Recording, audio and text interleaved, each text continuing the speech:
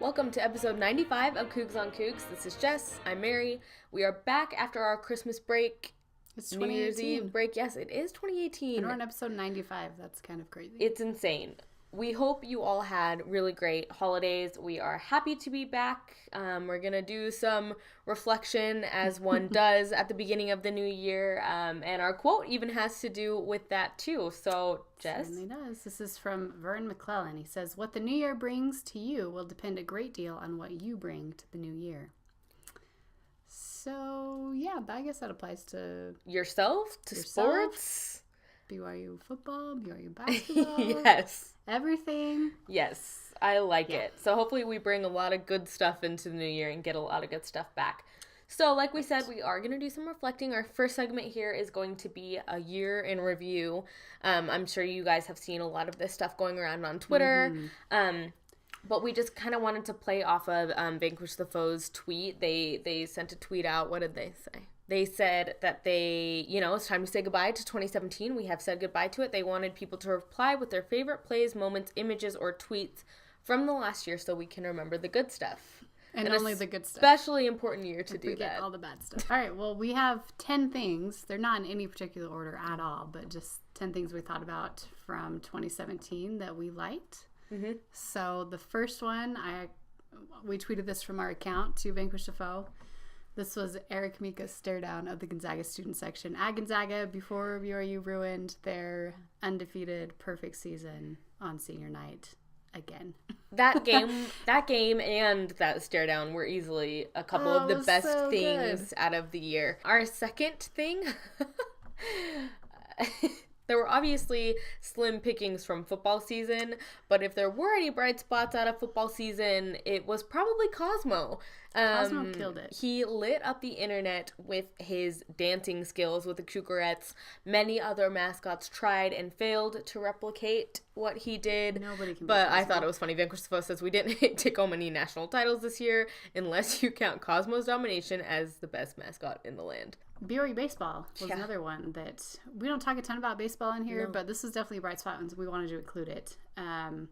So Keith Schertz at Cougarcast, he also is on Baker's Foe too, tweeted out when Bronson Larson smashed 4 bombs for BYU Baseball to help win 4 elimination games in 2 days to win the WCC tournament. That was nuts. Yeah, that whole tournament was a little bit crazy, but yeah, sent BYU to the NCAA tournament. So, pretty awesome. That was really, really cool. Going back to the Gonzaga game, because like we said, this was just one of the bright spots in general. It was such a huge thing. Like, arguably one of, maybe the...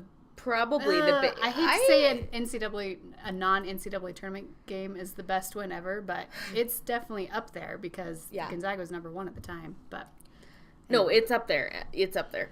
So this came from Brett Hine, also with Vanquish the Foe. He said, of all players, Corbin Kaufusi sticking a putback to nail the win over undefeated Gonzaga, which was just really the cherry on top to see Corbin do it. Perfectly. It was so great. This is a good one. Couldn't leave this one off the list. El Bakri's hit. You know which one we're talking about. That he one. Like knocks the guy's head off. Did we make a gif of that too? No, but we should. We should have. Oh, it was incredible.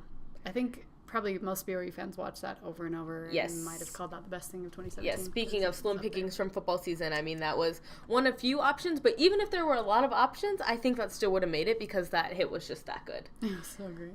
Okay, our sixth thing, this is huge, and this is one of those things where, like, you will always and forever remember the moment where you heard the news. It was bye week. Caffeine. Football was not doing so well. No, everything was going shot to heck. Caffeine on campus. And gets we all announced. Rejoiced.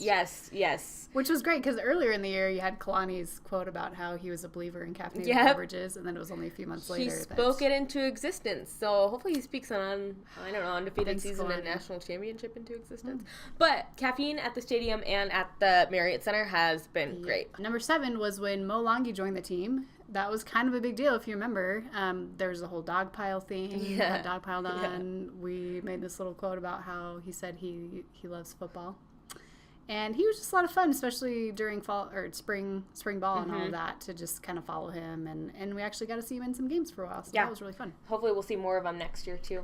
Speaking of, I guess none of these people are newcomers.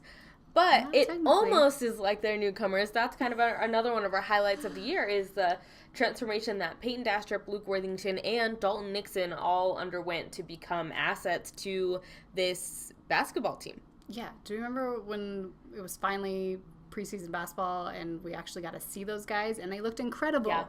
Yeah. I mean, the change, especially in Peyton from last year to this year, and then having Luke and Dalton just come off missions and look the way they do. Yeah, and Peyton was on the pretty Rose impressive. show last night, and he talked about that too, and just kind of the wake-up call moment with Coach Shork and with Coach Quincy, and really fascinating, and, he kind of just said that he hopes that everyone can appreciate the things that he went through to be better for our team, and I think that we do recognize that, and for Luca and Dalton as well. I mean, they just, very impressive. Number 9 has to be the return of Coach ADK to the Marriott Center. Utah finally brought that return game to Provo, and we beat them soundly. Hard hats were worn, the loudest the Marriott Center really has been fun. in a while. Great atmosphere, and beating super Utah, especially after such a long drought in football, it was just nice. It was. Okay, and our last thing, we just wanted to give a shout out to Joe Critchlow. He wasn't, the best or the most consistent throughout the rest of the season when he had to play, but when he played in the UNLV game, that was fun. He made football fun again He for did. one game, It was for one shining bright spot. There are our 10 favorite things. Keep in the spirit of it. Tweet us your favorite things from the year. Reply to Vanquish the Foe. We love to see that stuff and to look back, and we hope that there is plenty to choose from in the year to come. All right, goodbye 2017, hello 2018. We got to do coaching from the couch. Full disclaimer, I only watched one of the games this last week. She has a good excuse. You can blame my brother Cam for getting married on the day of the St. Mary's game. Did missing the St. Mary's not kill you? A little bit. I think I would have disowned my brother. So to be fair, I listened to the last couple minutes of overtime of regulation and then the first couple of overtime before I gave up. But it was kind of in between like cleaning up and stuff, so I couldn't really hear all of it. She had a good excuse. I was checking Gamecast though, and I was pretty happy about it because we were doing so well, and then something happened and we ended up losing. So I don't know. I should probably go back and watch it. But part of me is like, it might crush me. If only Bill Walton were calling it, then it would be worth it. Oh, good point. Yeah.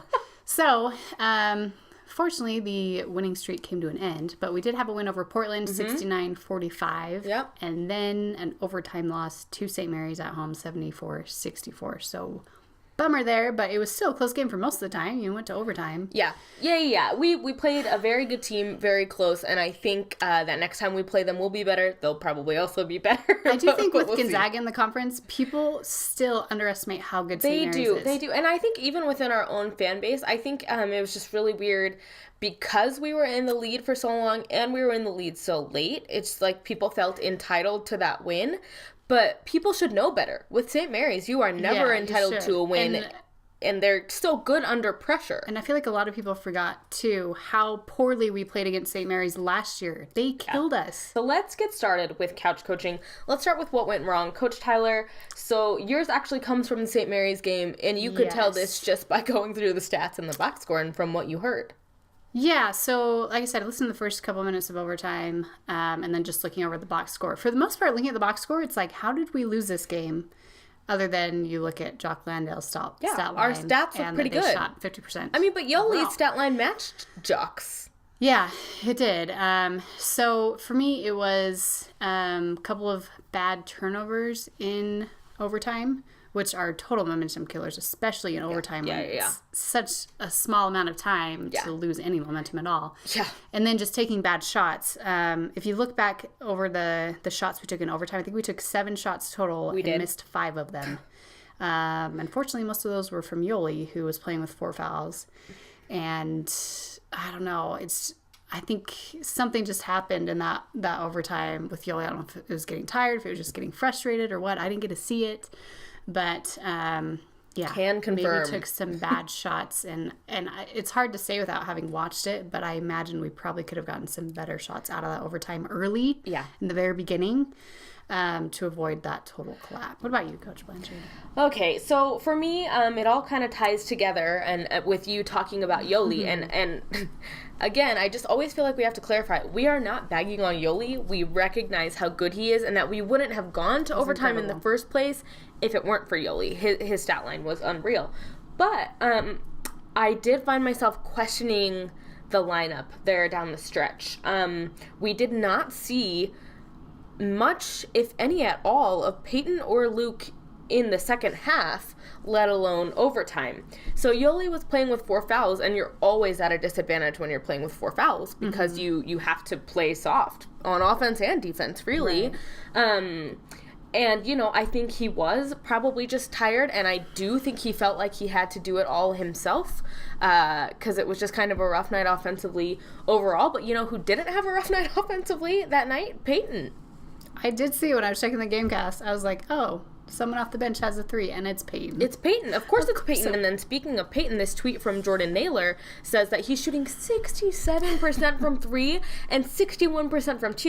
You have to take into account that that's in limited minutes, but that's the best shooting percentage by far. Yeah, and they're pretty much always open, right? He doesn't shoot them unless he's open. No, and even in the St. Mary's game, he passed up a 3 to drive it to the hoop, and he made that basket. I think that Peyton is getting more confident, and I think that he's making smarter decisions, and I see why you don't want to take that risk in overtime, but at the same time, every time we've needed offense this season, you put Peyton in, and you get it. Right.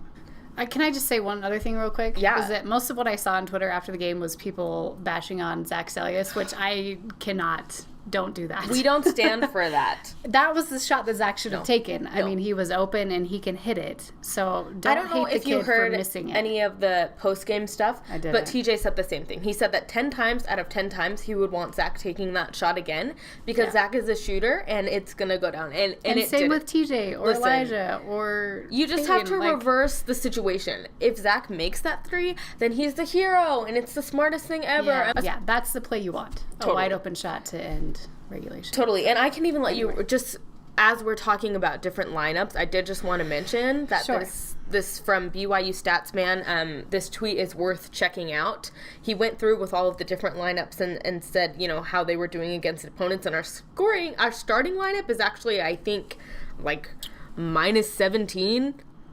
Yeah, not great. A really interesting thing is the Hawes, Bryant, Childs, Dastrup, Cannon lineup. They've only been on the floor together for 24 minutes, but they're outscoring opponents 38 points. So you want points, you want offense. I'm pretty sure Dastrup and Cannon are your jumpstart guys. And I think a big part of that has to do with the fact that Peyton is shooting the 3 so well because he's able to space everybody out, 67%. which takes so much pressure off of Yoli, off of Elijah. You know what I keep thinking about is when we talked with Peyton's dad and he talked to us about Peyton playing in the high post and he nailed it. Let's talk about what went right. Coach Tyler, what went right for you in the Portland and St. Mary's games? The best duo so far in BYU basketball has been Elijah Bryant and Yoli Childs. They're so fun to watch. I mean, the Utah game going all the way back to then was maybe sort of the start of this. That's their bro hug. We still need to give them a ship name. Yes, and it's just kind of continued. So one of the greatest things about that Portland game was that by themselves, Elijah Bryant and Yoli Childs outscored and out-rebounded Portland, or maybe tied rebounds. So Portland had 45 points, 28 rebounds. Elijah and Yoli together had 48 points and 28 rebounds. So they matched all of Portland's rebounds, and they outscored them. Unreal. What went right is also from the Portland game, and I wish it would have translated over into the St. Mary's game. We went 3 for 15 versus Portland and won by 24 points. That's huge. It's unheard of. And there's only one way you can do that, and it's by playing defense. I mean, even just the fact that we held them to 45 points is just... I was really, really happy about that, and I also wanted to share this tweet from Ryan Rasmussen, who said that we allowed Portland to score 6 points over the last 12 minutes of the game.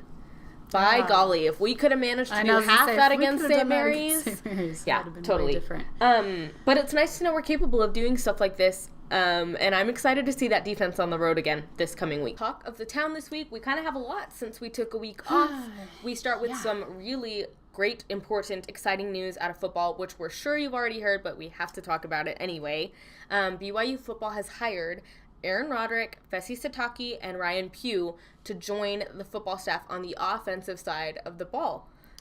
Which I think this is a big deal because if you remember when we were talking about the offensive coordinator search, Aaron Roderick and Fesi Satake were names there. Yeah. So I think and they both have offensive coordinator experience. Right. To add them as position coaches is kind of a big deal. That you're getting that caliber of coaches with experience. That caliber of coaches. And then even with Ryan Pugh as a guy coming with all this SEC experience, even though he's young, is still very, very exciting to me. Yeah, and with the ties to Jeff Grimes and everything, he's another really good get. Yeah.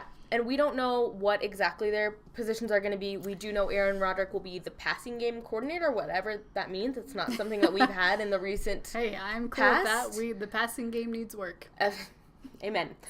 So yeah, welcome to all three of those guys. We're really excited to see what they can do, and we expect more news about the staff to be unfolding very quickly. In fact, today, Fesi Sataki said that today is his first day on the job. So I would imagine that now that Jeff Grimes is done with his bowl game, things are going to get rolling real quick here. We had to share this from Coach Pugh, that he is one of us. He tweeted out #new profile pic. We've got a millennial on the coaching staff, huh? I love it. So good. I'm excited for his Twitter game. He looks like he's on top of all young, the Twitter isn't stuff. He like 29 or something? He's super young. And we are super excited about all these new changes coming to the coaching staff. It's a bummer to see these guys that we've grown to really like have to leave us. So we wanted to share this quote from Coach Empey, who just wished luck to his offensive line, said that he's thankful for the lifelong friendships, that the offensive line that we have is a special unit and that they're prepared to do great things. And, that's in part because of him. And we just wanted to say thank you to all of the coaches who will no longer be with us. This was pretty cool. So Sione Takitaki tweeted out a picture of him with Elder Hall. Jaron Hall will be back soon. He says he's doing well, Cougar Nation, and will be home soon. Where is that? That was my question. I thought it was California? Yeah, I think it is in California somewhere. I'm pretty sure that's where Jaron got called. Yeah, I think that's where Sione's from, right? Yes, yes it is. Yeah, he's probably just home, ran into him. He looks pretty good. Yeah, he looks good. He needs to look good and be back into football shape pretty quick, so I don't know if we've seen his release date yet, but it's got to be pretty soon. Yeah. Taysom had to share this. Taysom again. Taysom went into the game at wide receiver. Like, when people talk about how Taysom Hill's the kind of athlete that you can't keep off the field, like, that is literally what they're doing. They can't keep him off the field. Yeah. They're putting him everywhere. It makes me so happy that the Saints are utilizing him, though. And I truly think that there's not really a position on the field that he couldn't play. You need him to play center? He probably could do it. Oh, man. And I'm sure Taysom's just probably like, put me in. Yeah, I don't care. Yeah. Let me do something to help. Colby Pearson has been doing his best to be missionary with the Green Bay Packers, where he was signed to the practice squad. He tweeted out that Aaron Rodgers asked him what his favorite Book of Mormon scripture was. Which, what the heck, first of all? #Ether1227, which is great. He says, I'm going to hit him with a Book of Mormon for Christmas. Stay tuned. And he did, in fact, do that. He did it. I haven't seen anything about his reaction, but he did show. You know what? And maybe his reaction won't do anything, but he did his part. That's great. Good work, Colby. More good news for Colby Pearson. He made it to the practice squad late, which is why, he had these encounters with Aaron Rodgers. Right. But they signed 5 guys to future deals, and one of them is Colby Pearson. So things are looking up. Still nothing ever set in stone in the NFL, as we know. Blessings from the missionary work. But immediately. There you go. Basketball news. Kind of sad too. Kajon Brown is moving on. He's decided to transfer. It sounds like he wanted to be closer to his family back in Louisiana, particularly his grandmother, from what I read. Yeah. So he has moved on. So we will miss Colby. Yes, but we do have the addition of Colby Lee, who is back from his mission. Not expecting too much out of him necessarily with the immediate impact, since he is, just off his mission. I think Coach Rose said yesterday the plan is to redshirt him unless something unforeseen happens. Yeah. Which we did hear that Braden Shaw again. Ryan Anderson is having surgery on his other knee. And Dalton's still not cleared to play. Yeah, unforeseen is not too far away for us right now. Yeah, but hopefully he can just redshirt. This is from David Dastrup, who is Peyton's dad, who we did have on the show. And Jess and I were just talking about, by the way, how great great that interview is. I mean, and we did a while ago, either right before or right after Peyton got home. Right before, I think he got home from his mission, but we'll tweet that out. Everyone needs to go back and rewatch it now that, Peyton's in the spotlight here. Yes. But he said 7 years ago, Peyton Dastrup and Jimmer Fredette in Provo, and this is Jimmer in his uniform. It's just so cool. Peyton looks like a tiny little baby. It's awesome. High school Peyton. Yeah, so and we love Jimmer, so. Other NBA news, I guess, is that Kyle Collinsworth, I think we talked about, got signed to the Mavericks, finally got into a game with the Mavericks, and his first shot in the NBA was a three-pointer that he drained, which, as we all remember, this is not the same Kyle Collinsworth from BYU. He would occasionally hit it. Yeah. But yeah, for him to just get in, I think he's worked a lot on that shot, and that's one of the big reasons that he is up with the Mavericks now. So. Totally. Yeah, and they have gone on quite the little run. They were on a very bad losing streak, and now I think they won at least 6 in a row. I'm not sure where they're at now, but he's averaging, I think, 7 minutes a game, averaging a little more than 1 point a game. But for him to be in the NBA and getting minutes that is awesome. And then a couple things from our fans that we wanted to give a shout out. This is from @OldSchoolBYU. He and his wife went on a world tour of sorts. They were in India, they were everywhere, and here they are in Hong Kong. They said greetings from Big Buddha in Hong Kong, and I just love that he was holding up the BYU flag everywhere, and he's got his BYU hat, and we like to see that logo all around the world. It's just really cool. Yes, we do. It's cool that he took that flag with him. Last thing from Talk of the Town, and probably best thing. This should have made our best of 2017 list. It was so great. Yes, honestly. This is from BYU All Blue, our friend Jake. He tweeted out, so we asked, what's your wish list for BYU football and basketball after our episode a couple weeks ago? And this is what he tweeted back. It says, no more coaching staffs torn apart, that Big 12 rumors would never start, and decommitted recruits would change their hearts, and everyone, even Hobosita, would have a friend, and BYU would always win, and love for Royal would never end. This is my BYU Christmas list. Which was so great. We appreciate your replies, Jake. Yes. That was very nice of you. Yes. But yeah, he crushed it. To the tune, obviously, of my grown-up Christmas list. Yes, of course. Amazing. I wasn't going to sing it. Sorry, I wish you would have. So that is, what we've got. As far as what's next, we do have 2 games on the road coming up. The first of which will be in San Francisco at the Hilltop, as they call it. Mm-hmm. That one is a late game. It's at 9 p.m. Mountain Standard Time Thursday. Get a nap in if you can. That will be on AT&T Sports Network. Which is the Old Root Sports. If you're in California, it will be on NBC Sports California, or if you're not in Utah or California, out of market somewhere, I think they'll be streaming it on the WTV. Yes. So that's always fun. I feel like we always have a pretty good showing at those games in California, and then our second one continues. So then we've got Pacific, Saturday, 8 p.m. It's on BYU TV. Yep. Thank goodness, even though it's an away game. So, this is kind of the first big road test of conference. Yes. So, let's hope we can come away with a 2-win week. Yeah, I think we need it to bounce back from St. Mary's. Yeah. And obviously, your allowance for loss is very, very limited in the WCC. So, as for our sponsors this week, our sponsor number 1 is Donovan Mitchell.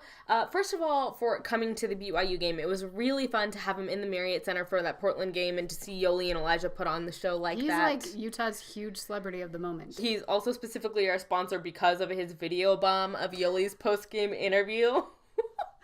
And the way that Yoli reacted. If you haven't seen that video, we will certainly link to it. It is also one of our favorite things. Well, it's already 2018. It's already one of my favorite things from 2018. Put it at the top of the list. And also want to give a shout out to the Denver Broncos. They picked up a good one in Jordan Wesley. Yes, he finally signed. Yep, so congrats, Jordan. It's been a long road for him. So hopefully he gets to stick around for a while. May you always stay loyal to the white and blue. For Jess, I'm Mary. We'll see you next week.